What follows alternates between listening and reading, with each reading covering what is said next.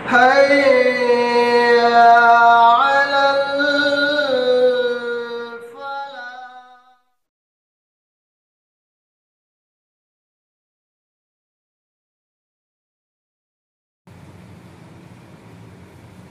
الحمد لله رب العالمين، الصلاة والسلام على سيد المرسلين وعلى آله وصحبه أجمعين، أما بعد.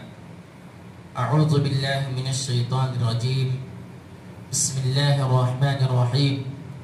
قل هو الذي أنشأكم وجعل لكم السمع والأبصار والأفئدة قليلا ما تشكرون. قل هو الذي ذرأكم في الأرض وإليه تحشرون. ويقولون متى هذا الوعد إن كنتم صادقين. قل إنما العلم عند الله وإنما أنا نذير مبين. اللہ رب العالمین نے ایک اور آیت کے اندر اپنی کارکردگی بتلانے کے لیے اللہ کے نبی صلی اللہ علیہ وسلم کو حکم دے رہا ہے اور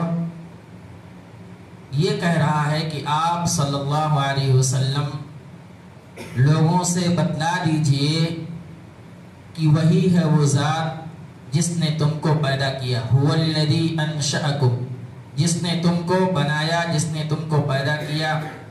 وجعل لکم السمع والابصار والافئدہ، اور وہی ہے وہ ذات جس نے تم کو سننے کے لیے کان میسر کیا، دیکھنے کے لیے آنکھ میسر کیا، اور سوچنے سمجھنے اور دل کے اندر بہت ساری چیزیں ہوتی ہیں اس کے لیے اللہ رب العالمین نے دل عطا کیا.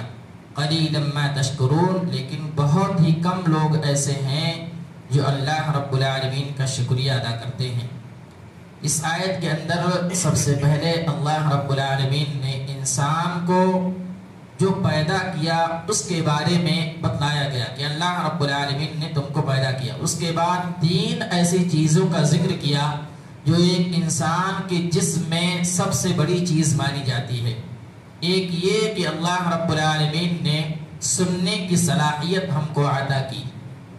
اگر ہم کان کی اہمیت و فضیلت کو جاننا چاہتے ہیں تو اس سے پوچھیں جس کو اللہ رب العالمین نے بہرا بنایا ہے.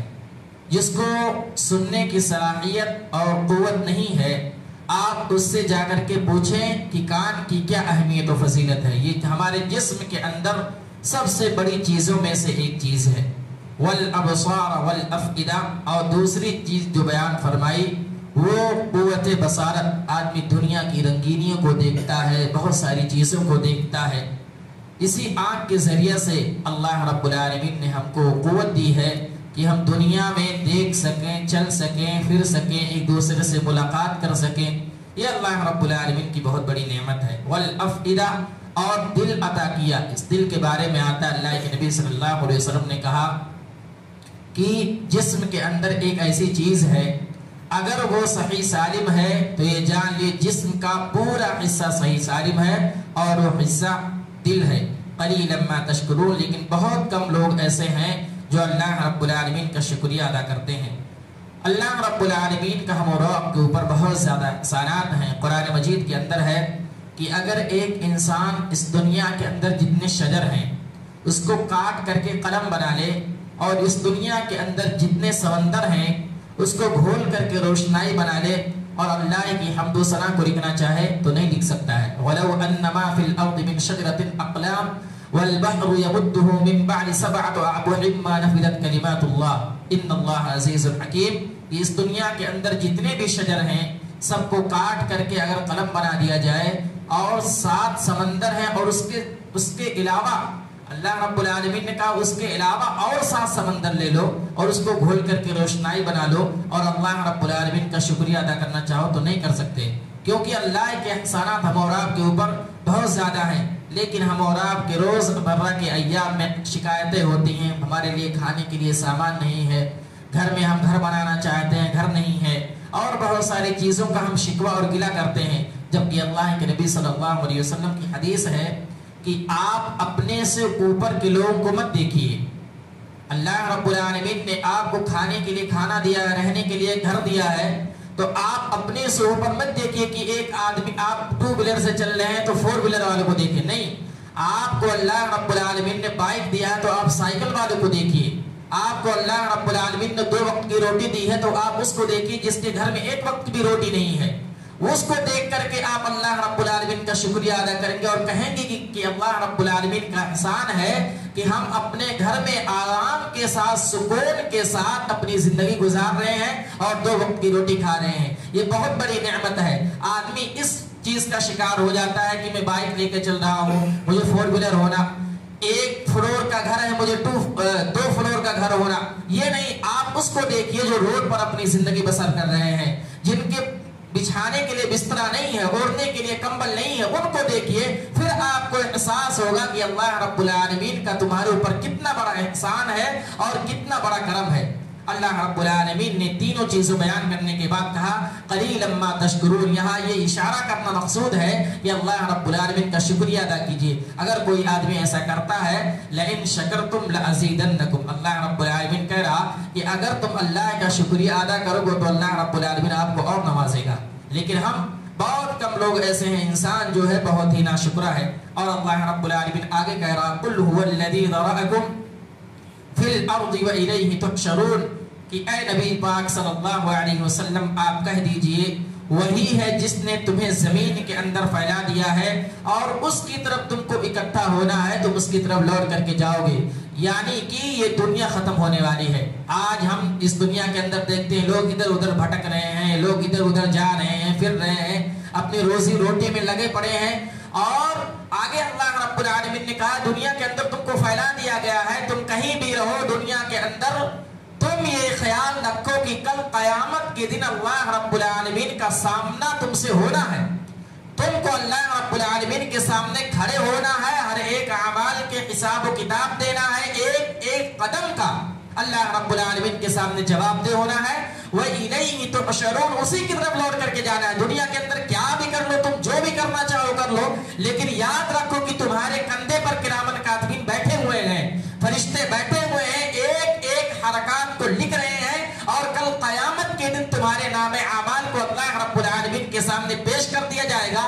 اور اس دن آدمی کہے گا لا یغادر صغیرۃ ولا کبیرۃ الا احصاها, کہ اے اللہ رب العالمین اس رجسٹر کے اندر, اس کتاب کے اندر چھوٹے بڑے ایک ایک اعمال کو درج کر دیا گیا ہے. کوئی بھی ایسا عمل نہیں ہے جو اس میں نہیں لکھا گیا ہے, اور اللہ رب العالمین ہر ایک عمل کے بارے میں سوال کرے گا.